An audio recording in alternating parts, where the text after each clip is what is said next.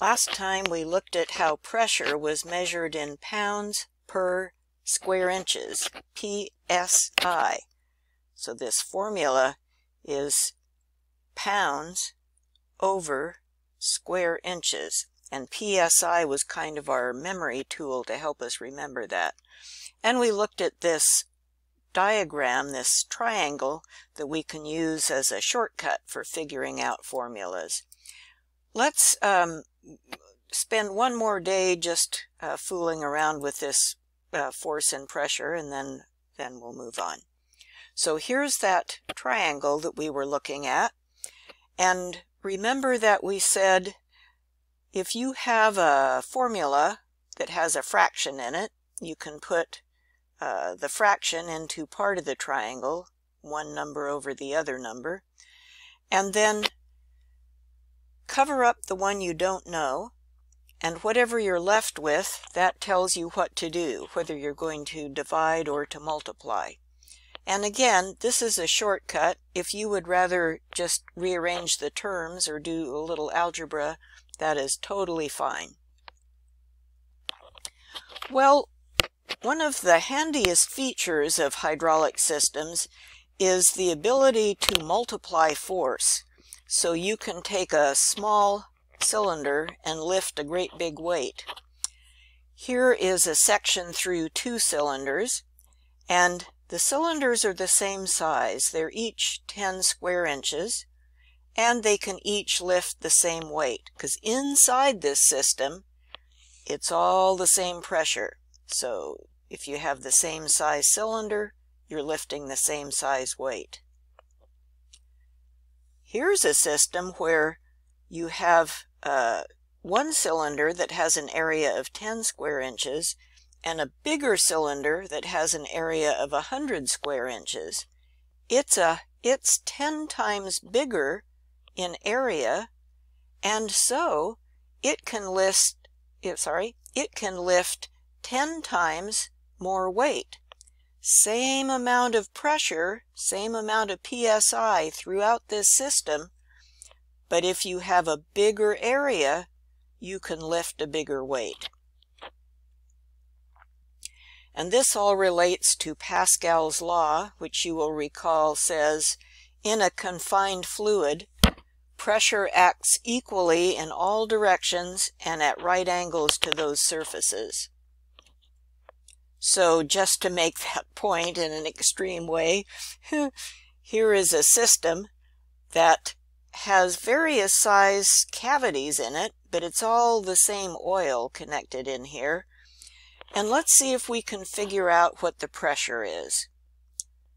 They are telling us the force. There's a 5,000 pound force pushing down on this cylinder. And they are telling us the area of this cylinder. That's a 10 square inch area. If you wanted to find out the pressure, here's our triangle. Pressure is PSI, pounds over square inch. Well, what have we got?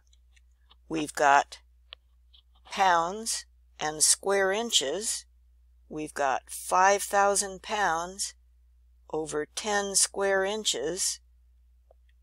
We've got 5,000 divided by 10, or 500 PSI, 500 pounds per square inch.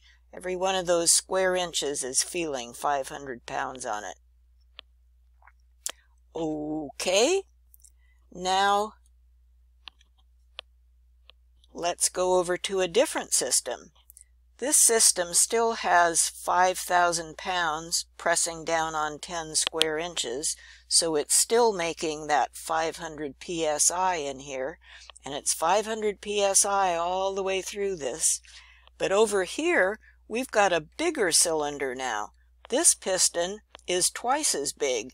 It has an area of 20 square inches. So let's think about how much weight that one would lift. So just to remind ourselves, we have 500 PSI in our system. We just figured that out. and it can lift 5,000 pounds if it's got a 10 square inch area. Now let's come over to this side. Still 500 psi of pressure throughout that system. 500 psi. Now it's pressing on an area of 20 square inches. How big is the force? Okay, force. And how did we get those equations? We looked at our triangle and we covered up the one we don't know. We don't know force. We're trying to find force, so we cover that up and we're left with pressure times area. So 500 psi of pressure times an area of 20 square inches gives us 10,000 pounds of force. So over here on the big side, with the big cylinder, we can lift 10,000 pounds of load. Let's look at some problems, and I have some problems in the quiz you're going to do, and what I'm doing is I'm stepping you through these one very small step at a time, so I hope they'll feel okay to you.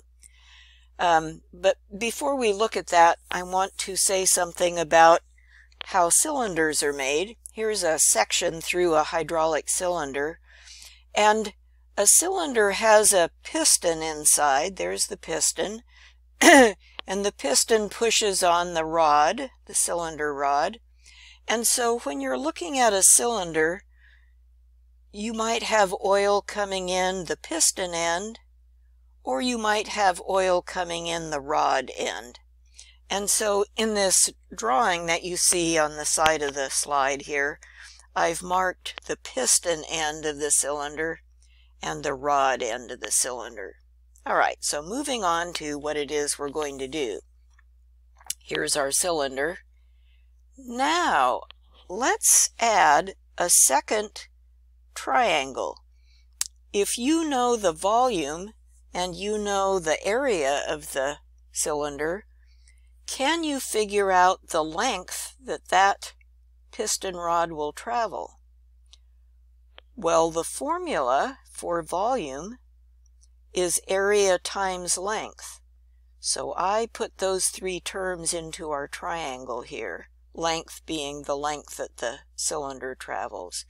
And you might say, well, that's rather abstract, but let's think about a cylinder or a drum or any kind of thingy where we're thinking about the volume. And if you just look at the circular end of the thing, you can think about, okay, that's the area of the round thing. And that area, if you stretch out that area along a whole length of the thing, now you're talking about volume. So really, area times length will give you the volume. And that's exactly what we have in our triangle up here. So now let's say you're trying to find the length that the cylinder will travel. And if that's the case, what you want to do is cover up the length in your triangle, and you are left with volume divided by area.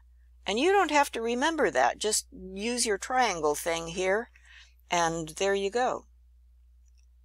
So length is volume divided by area.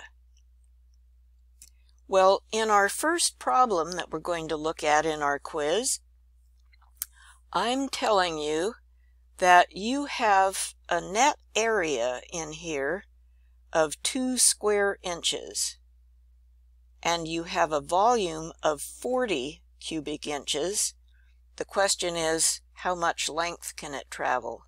You know what? We should back up and look at what that net area is talking about.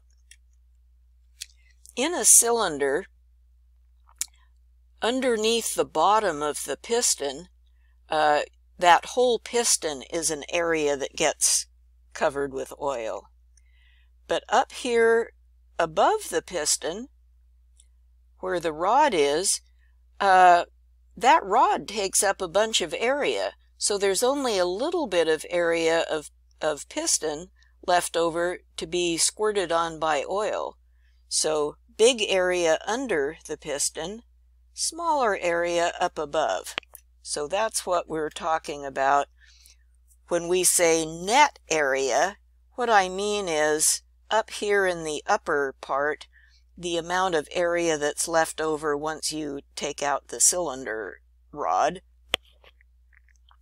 The net area you're left with is 2 square inches. And this part of the cylinder is filled with 40 cubic inches of oil. How long a length will it travel? So covering up length, the one you don't know, length is volume over area. Volume is 40 cubic inches. Area is 2 square inches, so volume over area, 40 divided by 2 equals, it's probably 20. Now the next step in this cylinder system here, we know the pressure. I'm telling you that 3,000 psi of pressure is squirting into the rod end of the cylinder.